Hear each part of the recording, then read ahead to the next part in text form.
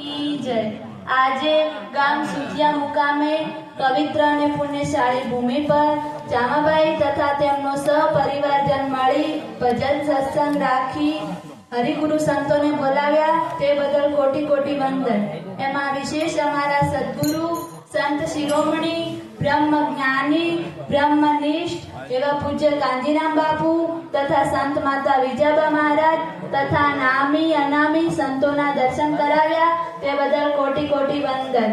કે जीवन जोवन राज धन अविचल रहे ना कोई, जाएगा सत्संग में आधी घड़ी तो जीवन का फल होय। આ મનુષ્ય અવતાર દેવોથી દુર્લભ કયો છે જેના દ્વારા પરમાત્માની પ્રાપ્તિ થઈ શકે છે। તો પહેલા તો એ જાણવું જરૂરી છે કે હું પોતે કોણ છું અને મારો ધર્મ શું છે।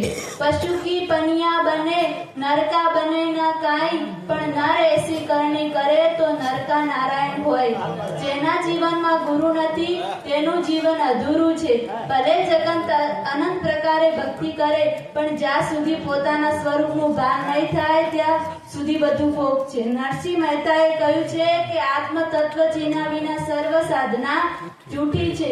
હરિગુરુ સંતો કહે છે કે કર્મથી ફળ છે અને જ્ઞાનથી મોક્ષ છે। તો હું કોણ અને હરિ કોણ એ ગતિને પામવી હોય તો સદગુરુ ચરણે જવાની જરૂર છે। ગુરુ બિના જ્ઞાન ધ્યાન ફોક હે નેમને આચારું। તો મારા વાલા સંતો થોડું વિચારો। સંત મહાપુરુષો કહે છે કે જેમ જ્યોતમાં પ્રકાશ છે, તલની અંદર તેલ છે, મહેંદીના પત્તામાં મહેંદી છુપાયેલી છે, તે માનવના ઘટ ઘટમાં પરમાત્માનો વાસ છે।